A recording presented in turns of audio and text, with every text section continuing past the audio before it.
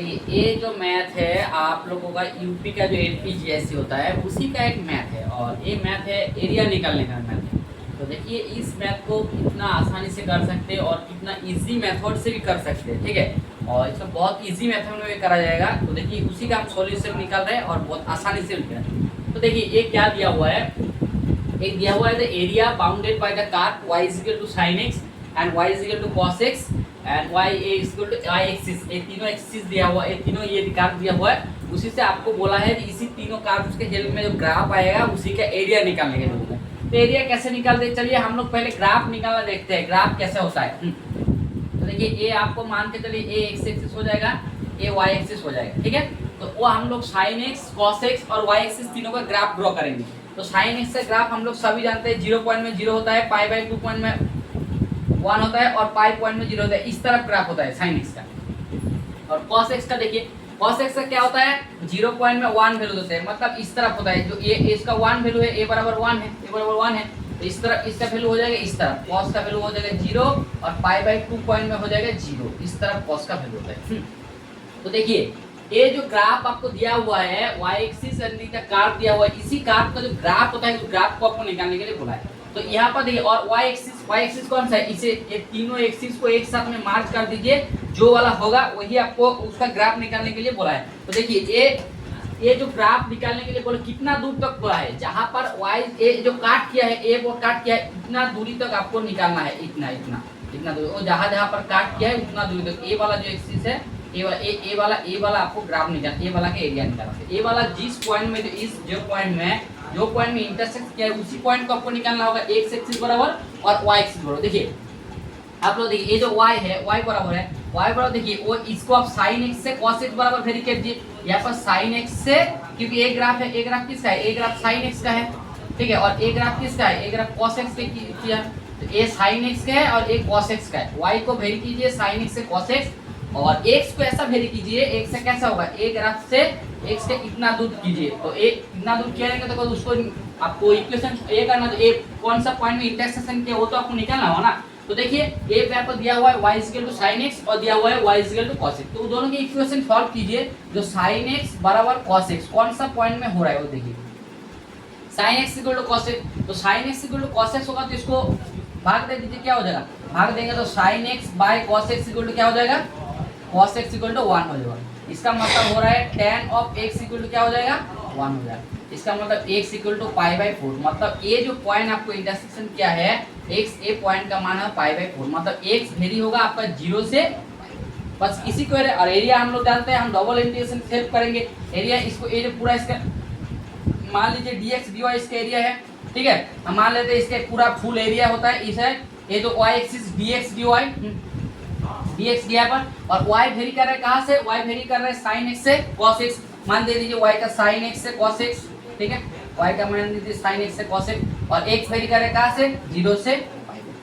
हो गया, बस इसी को इंटीग्रेशन कर दीजिए, आपका जो वैल्यू आएगा वही उसका आंसर है, वही इसका आंसर है। देखिए ये sin x बराबर है। देखिए इसको कैसे इंटीग्रेशन करना है, पहले x को हटा दीजिए, पहले y को बैठा दीजिए, y का मान बैठा दीजिए, तो 0 बाई पाई बाई 4, तो y का इंटीग्रेशन होगा तो क्या y हो जाएगा, और यहाँ का मान बैठा दीजिए sin x और cos x, और बीच लास्ट में क्या हो जाएगा आपका dx हो जाएगा। तो इसका मान बैठा दीजिए, बैठा देंगे तो क्या होगा, देखिए पहले तो y का मान अपर लिमिट का मान बैठ जाते हैं, अपर लिमिट का मान बैठेंगे तो cos x हो जाएगा, और लोअर लिमिट का मान क्या होता है माइनस sin x, क्योंकि माइनस आता है बीच में, ये आपका dx हो गया, और लिमिट क्या है 0 से पाई बाई।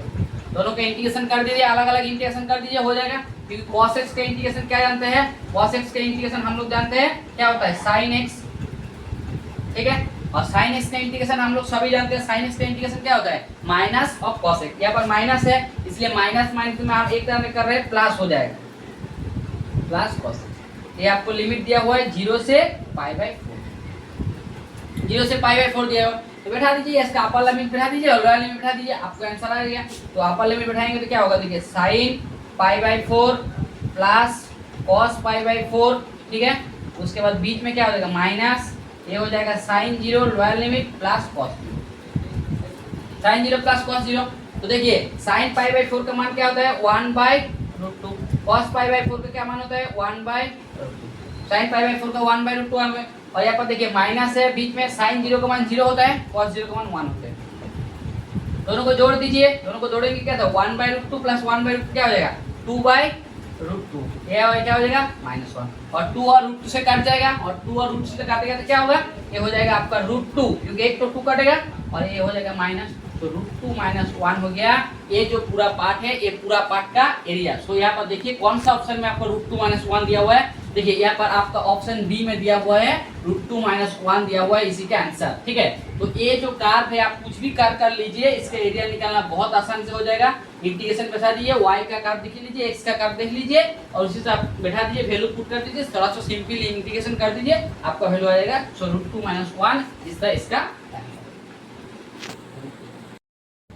देखिए ये भी मैथ आप लोगों को यूपीएससी का मैथ है। ठीक है, और ये लिमिट निकालने का मैथ है और बहुत इजी भी है और बहुत आसान तरीके भी का शॉर्ट तरीके भी आप कर सकते हैं। ठीक है, देखिए ये लिमिट निकालने में हम देखा हर बच्चे का गलती होता है, मैक्सिमम होता है ये कन्फ्यूजन, और एग्जामिनर ऐसे क्वेश्चन सेट करते हैं जैसे ये जो ऑप्शन है ना, ऑप्शन पे भी आप थोड़ा सा ध्यान देना पड़ेगा। तो क्या ऑप्शन है, डायरेक्ट ऑप्शन हम दे दिया ऐसे ऐसे नहीं देगा।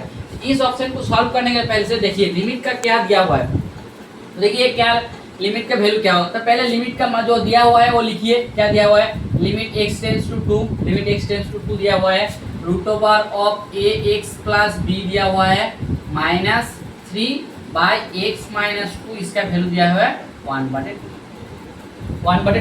तो देखिए ये जो लिमिट है आपको निकालने के लिए क्या बोला था, वैल्यू ऑफ a और b का वैल्यू निकालने के लिए बोला है। तो a और b आप वैल्यू निकालते जाइए, तो देखिए यहाँ पर जब आप देखिए x = 2 बैठा दीजिए तो नीचे में आपका 0 हो गया। ठीक है, और देखिए ऊपर में भी आपको 0 होना चाहिए क्योंकि ये जो मैक्सिमम लिमिट होता है ये आप लोगों को मैक्सिमम टाइम एल हॉस्पिटल से यूज होता है। ठीक है, ए ऑल हॉस्पिटल रूल से होता है। तो मैक्सिमम मैथ आपको जब भी तुमको कोई ए और बी का वैल्यू निकालने के बोलेगा, मैक्सिमम मैथ में आपको एल हॉस्पिटल फॉर्मूला यूज करना होगा। तो एल हॉस्पिटल फॉर्मूला के लिए क्या फॉर्म हुआ, 0/0 फॉर्म होना चाहिए, 0/0 फॉर्म होना चाहिए, हम लोग भी जानते हैं ये 0/0 फॉर्म है। और देखिए 0 फॉर्म कब है, जब नीचे में आपका x = 2 बैठा देंगे तो 0 हो रहा है, और फिर ऊपर में आपको 0 होना चाहिए। तो ऊपर में 0 कैसे होगा, जब x = a पूरा मान 0 हो जाएगा, तब क्या होगा जब √(a × 2a + b - 3 का मान 0 होगा, तभी तो होगा ना, ये रूट का जब वैल्यू बैठाएंगे तभी हो जाएगा। तो इसका मान बैठा दीजिए, √(क्या होगा, √2a + b, इसका मान क्या हो जाएगा 3 हो गया। तो यही बैठा दीजिए, जब ए वाला कंडीशन सेटिस्फाई करेगा तो ऊपर का कंडीशन भी 0 हो गया। तब अभी ए वाला कंडीशन सेटिस्फाई करे तो ऊपर में 0/0 फॉर्म हो गया। जब भी 0/0 फॉर्म हो जाता है तभी हम लोग क्या एल हॉस्पिटल फॉर्मूला यूज करते हैं। एल हॉस्पिटल फॉर्मूला क्या है, एल हॉस्पिटल रूल क्या है, ऊपर में भी डेरिवेटिव नीचे में भी डेरिवेटिव। ऊपर में डेरिवेटिव करेंगे तो क्या होगा, देखिए लिमिट x टेंड्स टू 2, ऊपर में √x का डेरिवेटिव हम लोग क्या जानते हैं 1/2 √(x) होता है, 2 √(x) होता है, और x + b का डेरिवेटिव क्या हो जाएगा, x + b का डेरिवेटिव हो जाएगा a, और ये जो 3 है 3 कांस्टेंट टर्म है, इसका डेरिवेटिव 0 हो जाएगा। x - 2 का डेरिवेटिव क्या है, x का डेरिवेटिव हो जाएगा 1 और 2 का डेरिवेटिव 0 हो जाएगा, और इसका वैल्यू दिया हुआ है हाफ। ठीक है, इस बार देखिए 0/0 फॉर्म का जरूरत नहीं है, x = 2 पुट कर दीजिए, x = 2 पुट करेंगे तो क्या होगा, देखिए a/2 × √2 + b का मान क्या हो जाएगा, ये हो जाएगा आपका हाफ। ये हाफ हो गया। तो देखिए इसका वैल्यू पुट कर दीजिए, 2 से 2 कट जाएगा तो a का मान क्या हो जाएगा, a का मान आप इससे इसको गुना कर दीजिए, a का मान हो जाएगा √2a + b। और देखिए आपको एक नंबर में दिया हुआ है √2a + b का मान क्या दिया हुआ है 3 दिया हुआ है। तो आप यही पुट कर दीजिए, तो पुट a आपका मान हो गया a = 3। सो a = 3 आपका हो गया। तो आप बोल सकते हैं, देखिए यहाँ पर सी में दिया हुआ a = 0 और a = 2, तो आपको तो बोल सकते हैं a भी नहीं होगा और a भी नहीं होगा, सी डी, क्योंकि आपका a और a का मान सिर्फ 2 ऑप्शन निकाल सकते हैं। और देखिए एक नंबर इक्वेशन को आप सॉल्व कीजिए, तो देखिए a से क्या √2a पे इसको होल स्क्वायर कर दीजिए, दोनों साइड में होल स्क्वायर करेंगे तो क्या होगा 2a + b का मान क्या हो जाएगा 9 हो जाएगा। 2a + b का देखिए आप लोग भी देखिए होल स्क्वायर कर दीजिए तो हो जाएगा। तो यहाँ से b का मान क्या हो जाएगा 9 - 2a। ठीक है, यहाँ पर देखिए a का मान क्या दिया हुआ है, a का मान दिया हुआ है 3, तो 3 बैठा दीजिए। सो b = क्या हो जाएगा 9 - 2 × 3, तो इसको गुना कर दीजिए 9 - 6, 9 - 6 का वैल्यू क्या होता है = 3 होता है। सो ये क्या आया b = 3। सो आपका आंसर हो गया क्या a = 2 और b = 3, a का मान भी 3, b का मान भी 3। देखिए आपका कौन सा ऑप्शन में दिया हुआ है देखिए आपको ऑप्शन नंबर ए में दिया हुआ है ए का मान भी 3 और बी का मान भी 3, सो आप बोल सकते हैं जो एसी ऑप्शन हो जाएगा आपका answer. So A is equal to 3 और B is equal to 3। Option B में दिया हुआ है A not equal to B, but यहाँ पर तो ए और बी इक्वल हो रहा है, सो ऑप्शन बी भी नहीं होगा। आप ऐसे भी डिस्कस कर सकते हैं जो ऑप्शन डी भी नहीं होगा, सो आप यही से बोल सकते हैं जो ऑप्शन ए होगा ए इज इक्वल टू 3 और B is equal to 3। Thank you.